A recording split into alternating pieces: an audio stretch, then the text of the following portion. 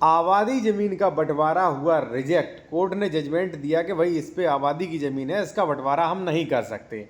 तो आखिर ये क्यों रिजेक्ट हो रहे, 3-3 साल के बाद जो है लोगों का पैसा बर्बाद हो रहा है, समय बर्बाद हो रहा है। तो आइए हम बताते हैं कि कैसे अपना बंटवारा सही तरीके से करें। ठीक है, और मान लीजिए आप लोग बंटवारा नहीं चाहते हैं, कई लोग जो है बंटवारा निरस्त कराना चाहते हैं, तो कैसे करवाएं, सभी प्रश्नों के आपको जवाब मिलेंगे। ठीक है, और जो भी मान लीजिए न्यायालय का आदेश है वो भी उसका भी जो है हम आपको पूरा विवरण देंगे साथियों। ठीक है, और जो भी लोग विशेषज्ञ द्वारा लीगल एडवाइस लेना चाहते हैं, व्हाट्सएप नंबर वीडियो के डिस्क्रिप्शन में मेंशन किया गया है। साथियों सबसे पहले मैं आपको बता दूं, धारा 116, यहाँ पे 116 में वाद डाला था एक व्यक्ति ने। ठीक है, यहाँ पे आप देख सकते हैं आदेश काफ़ी लेटेस्ट है, 27/6/2026 का।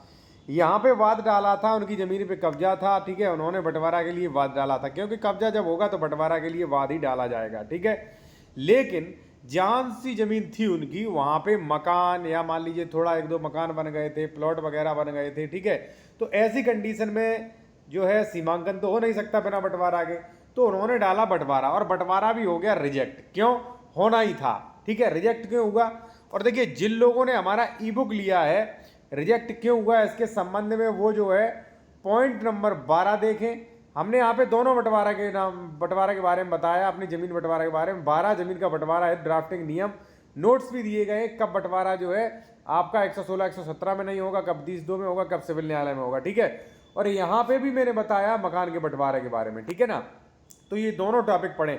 और जिन लोगों ने अभी तक ये नहीं लिया, आप बेहतर जानकारी चाहते हैं, तो कोर्ट ड्राफ्टिंग नियम ई बुक देख सकते हैं। ठीक है, ये व्हाट्सएप नंबर दिया गया, ये फीस है, कई चीज़ें मिल जाती है, स्टे, आदेश, स्थगन, दाखिल खारिज, कैंसिलेशन, रजिस्ट्री कैंसिलेशन, संशोधन, सूट फॉर डिक्लेरेशन, कौन सा केस किस में चलेगा।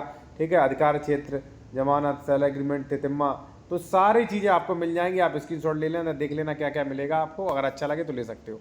देखिए साथियों, मैंने पहले ही बता रखा है कि जब आबादी की जमीन है, जहां पर आबादी का काम हो रहा है, वहां पर बंटवारा आपकी रिजेक्ट होने की संभावना है।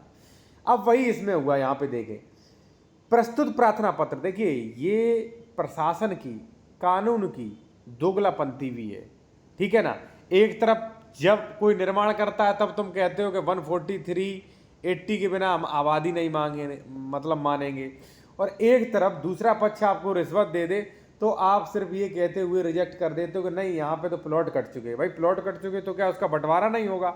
दूसरी तार्किक बात ये भी है कि अगर प्लॉट कट गए हैं तो क्या प्लॉट की जो खतौनियाँ हैं वो लगान मुक्त हो चुकी हैं, नहीं हुई है ना, तो यानी कि जमीन अभी भी कृषि में है, और कृषि में है तो आपको बंटवारा कर देना चाहिए।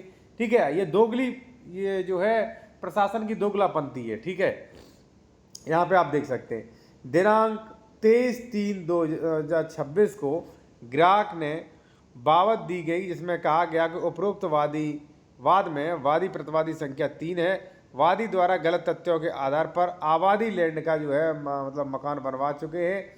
उक्त भूमि की बाबत बंटवारे का वाद प्रस्तुत किया। उन्होंने जो है बंटवारे का मतलब दावा प्रस्तुत किया। 116 के प्रावधानों का उल्लंघन करते हुए समस्त खातेदार का अंश दर्शित नहीं किया गया।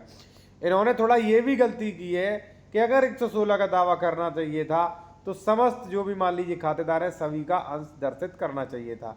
ऐसी स्थिति में दावावादी सर्वप्रथम ग्राहक के बिंदु की सुनवाई किया जाना आवश्यक, मतलब सर्वप्रथम ग्राहकता के बिंदु पर सुनवाई किया जाना आवश्यक है। यदि दावा वादी ग्राहक हो तो मुकदमा आगे चलाया जाए, यदि ग्राहक न हो तो दाखिल खारिज तो खारिज किया जाए। उपरोक्त कारणों के आधार पर दावावादी पोषणी के बिंदु पर सुनवाई करते हुए यदि दावावादी ग्राहक न हो तो खारिज करने की कृपा करें। जिस पर उसका नाम दिया गया मौर्य द्वारा दिनांक 18/6/2026 को आपत्ति दाखिल करते हुए कहा गया कि उपरोक्त गाटा संख्या ये दिया गया, उपरोक्त गाटा पैतृक संपत्ति है तथा हम वादी का 1/4 का अंश है तथा वास्ते मतलब रोजगार वास्ते जो है वो बाहर रहते हैं। इसका लाभ लेकर प्रतिवादी संख्या 3 रास्ते पर जमीन का विक्रय कर दिया है। तब वाद को योजित किया गया तथा वादी संख्या 2 द्वारा भी विक्रय किया गया है, जबकि प्रतिवादी संख्या 1 द्वारा कोई विक्रय नहीं किया गया। जिन लोगों ने विक्रय किया है उनका अंश 1/4 है। कुछ लोगों ने आदेश पारित कराया तथा बैनामा के आधार पर शेयर निर्धारित होगा तथा विधि से स्पष्ट है कि दोनों पक्षों के विद्वान अधिवक्ता के तर्कों को सुना गया एवं पत्रावली उपलब्ध साक्ष्यों को भली भांति अवलोकन किया गया, जिससे स्पष्ट हुआ कि विवादित गाटा संख्या 15 रकबा 650 हेक्टेयर जुज रकबे, जो भी मान लीजिए रकबा है, आबादी बनी हुई है और अराजी निजाई बंटवारा नियमानुसार जो है 2006 नियम 107 के प्रावधानों के अनुसार वादी द्वारा वाद प्रस्तुत नहीं किया गया। ऐसी कंडीशन में वाद पोषणी नहीं है, निरस्त होने योग्य है और यहाँ पे जो है वो इनका रिजेक्ट कर दिया गया। यानी कि देखिए इन्होंने कई गलती दावा में की थी। देखिए कई लोग जो है बंटवारा के दावे में कई लोगों के एडवोकेट गलती कर देते, जिनका खामियाजा भुगतना पड़ता है। इन्होंने लगभग 4-5 महीने केस लड़ा, उसके बाद जो है इनका बंटवारा रिजेक्ट हुआ।